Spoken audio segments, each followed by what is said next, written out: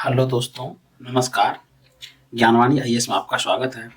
दोस्तों, आज हम लोग मौलिक अधिकार से जुड़े हुए जो तथ्य है उन तथ्यों को देखते हैं।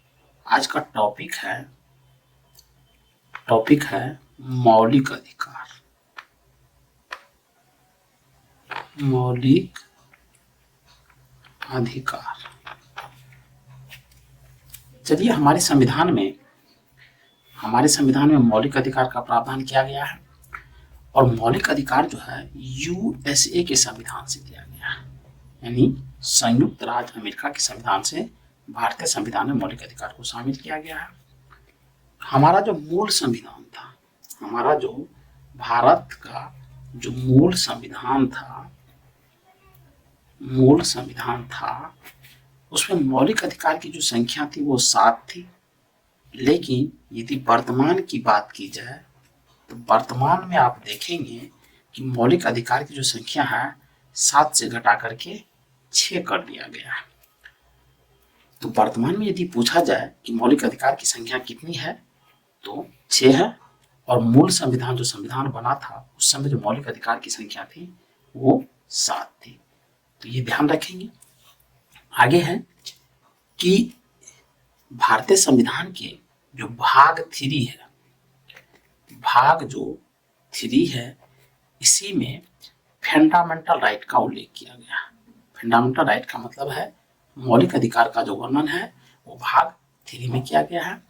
और यदि आर्टिकल की बात की जाए, यदि आर्टिकल का मतलब यानी अनुच्छेद की बात की जाए तो अनुच्छेद देखेंगे कि अनुच्छेद 12 से लेकर के 35 के मध्य फंडामेंटल राइट का उल्लेख, यानी अनुच्छेद 12 से 35 में मौलिक अधिकार का वर्णन किया गया है। अब आप देखेंगे कि संविधान में जो मूल संविधान में 7 मौलिक अधिकार था और वर्तमान में 6 है, तो कौन सा मौलिक अधिकार है जिसको हटाया गया है? तो संपत्ति का जो अधिकार था, संपत्ति का जो अधिकार था ये भी एक मौलिक अधिकार था। इसको क्या किया गया है?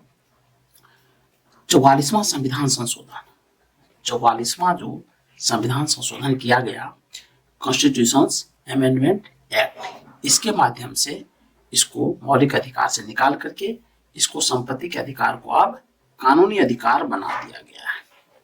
कानूनी अधिकार बना दिया गया है। आगे देखते हैं कि संपत्ति के अधिकार को 44वां संविधान संशोधन के द्वारा मौलिक अधिकार से हटाकर कानूनी अधिकार बना दिया गया। अब 44वां संविधान संशोधन भारत में किस गवर्नमेंट के शासनकाल में हुआ था? तो इस समय बीजेपी की सरकार थी।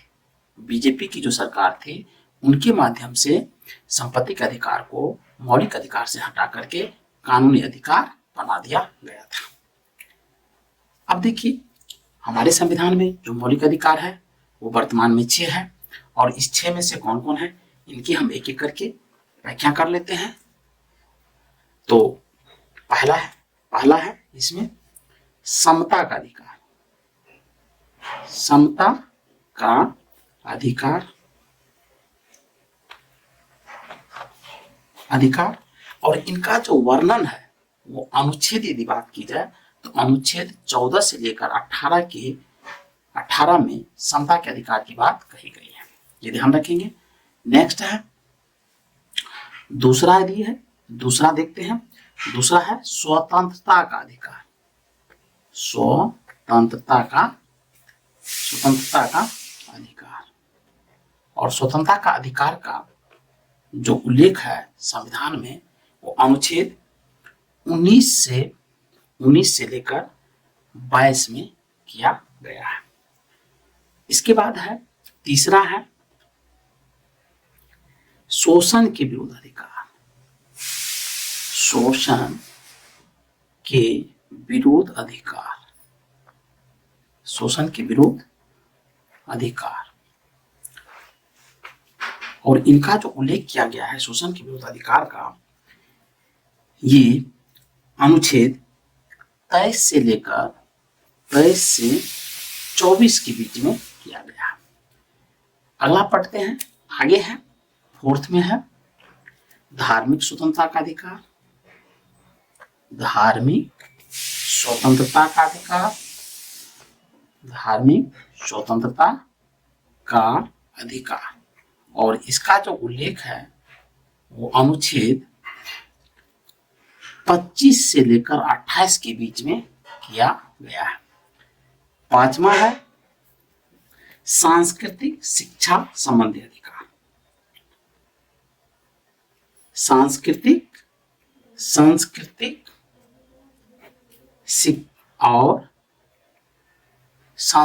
और शिक्षा संबंधी अधिकार,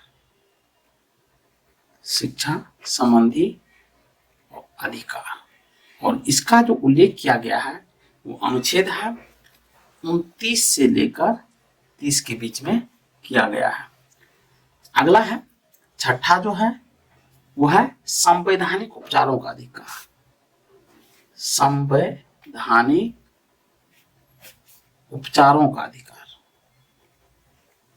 उपचारों का अधिकार। और इसका उल्लेख जो किया गया है वो अनुच्छेद 32 में किया गया है। और संवैधानिक उपचारों के अधिकार के संदर्भ में 5 प्रकार के रीट का भी प्रावधान किया गया है, 5 प्रकार के रीट।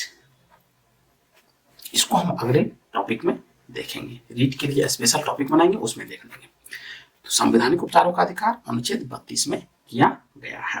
तो चलिए आज की वीडियो में बस इतना ही, मिलते हैं नेक्स्ट वीडियो में, तब तक के लिए जय हिंद, नमस्कार।